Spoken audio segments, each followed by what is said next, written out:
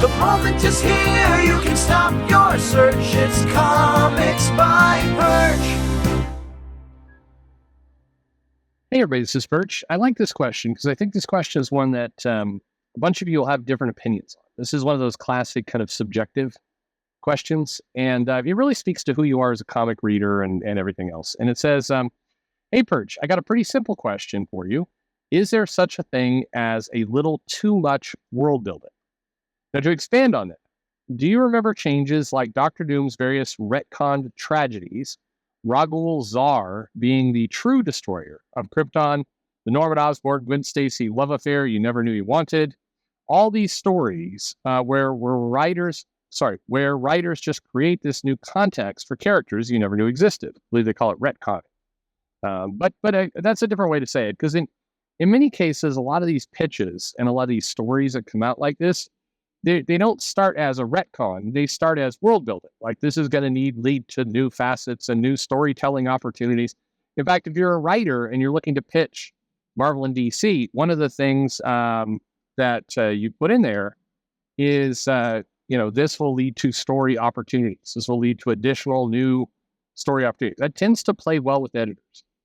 It's a trick a lot of writers have used for decades. But anyway, back to the mail. It says, I kept reading these stories where it's like the deep, dark secret of this hero's history that never mattered until today.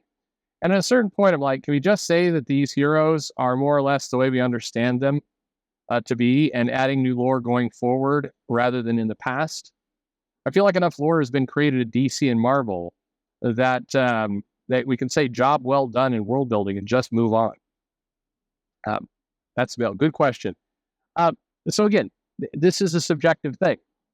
One of the reasons why this happens is during the 80s, the late 80s and kind of 90s particularly, there was this gimmick where it's like a shocking death. And I remember there were some comics where the shocking death was some, bit supporting character that had no, impact or involvement in the story, but it was a shocking death you won't believe is in this comic.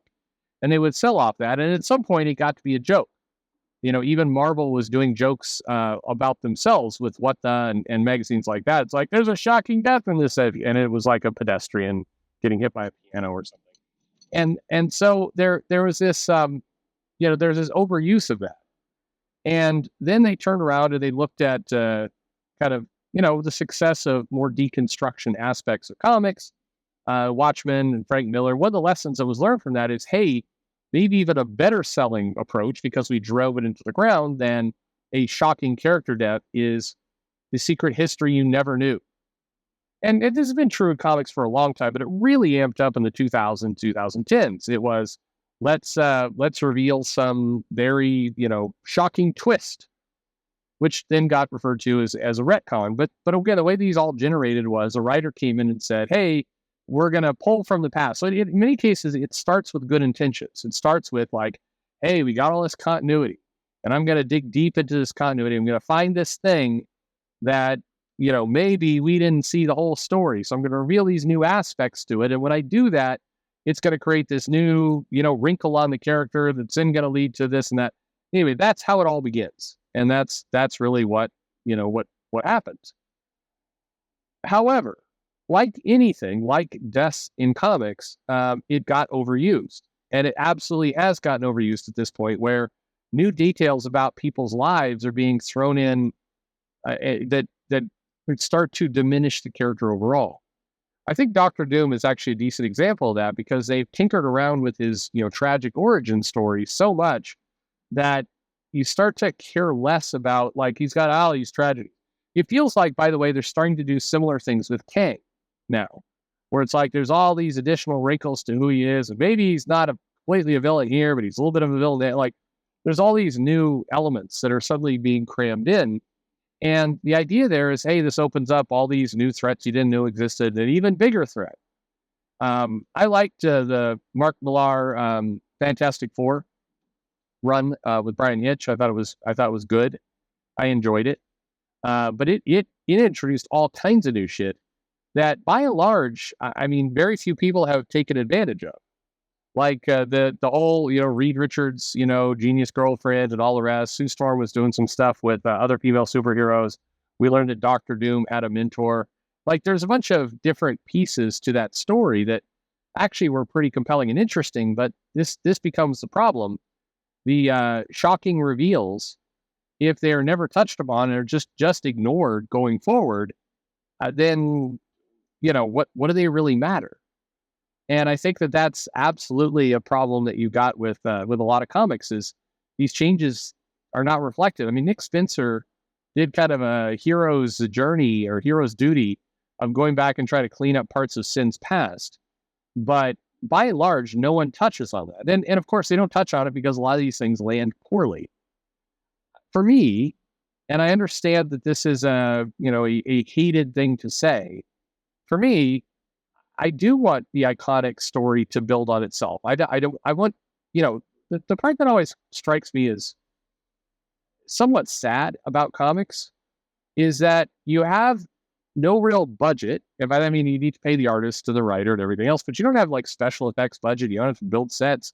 You can do anything inside this comic. If you're a writer, you can write a script that is bonkers. It goes into the multiverse. It goes into the past. You could do anything you want with it, with no regard of how much it would cost to film. People writing scripts for TV and movies, they do not have that option. They can't write just completely batshit crazy stuff that would be amazing to see on the screen, but it would cost billions of dollars to make. Whereas in comics, you have this gift of pretty much whatever you want to do. That's the gift. And yet, rather than kind of build onto that, like that world building, rather than go crazy and do amazing big things, instead, you have people who, basically just, let's tinker with this small thing in the past that, reveals that the villain was actually not completely evil in this one moment. And this will open up all these storytelling ideas. You know what would really open up storytelling ideas? Do what Stan Lee and Jack Kirby did, where it's like, hey, here's Galactus and the Silver Surfer and the Negative Zone. All like you can just build forever with no limits in comics. But to me, the idea of retconning stuff or going back into the past to do this stuff, to me, it always feels like reduction. And what's weird about that is that the comic writers and editors, publishers often defend these moves as, no, this is how we bring in new readers. If we just told the same old story over and over again, people get bored. We need to build in new readers. But the idea of retconning something to bring in new readers is counterintuitive. The new readers do not have, the emotional punch of what you thought you knew turns out not to be true, doesn't apply to new readers at all. They don't think they know anything. They don't have any context for this comic at all. So if you're coming in here and going, hey, here's the secret history of Spider-Man. Again, to a new reader, everything is new. Every comic is new. There is no secret history that doesn't resonate with them. But that's the biggest reason why people say they do this. Oh, we have to make the characters new accessible. We have to introduce this stuff to pull in new readers. By changing the past that the new readers do not even know exists, that doesn't make any sense. So I think the premise itself is flawed. The entire idea of retconning for, the purpose of creating new worlds, it's broken. That's not, none of this makes any sense. So I think the right thing to do is, again, build forward, build those new worlds, invent this stuff. You can keep the characters the same, but it is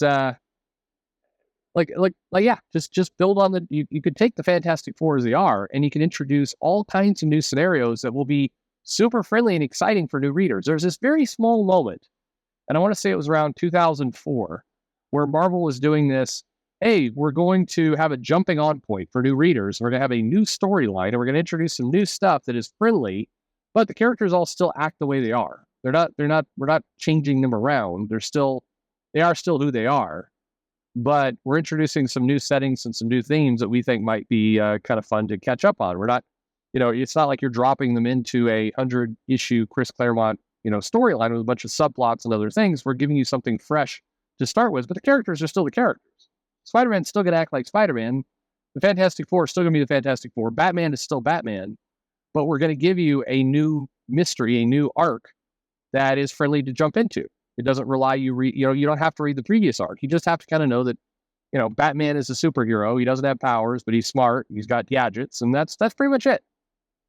That is the way, in my mind. Anyway, there you go. What do you think? So retconning, good, bad? I mean, and look, and again, in moderation, every now and then revealing the secret history, it's fine. I just think they've dug such a hole in this that it's absurd at this point, and they need to start itching their way back out. Anyway, let me know what you think in the comments below. Like and subscribe, of course, and thanks for listening.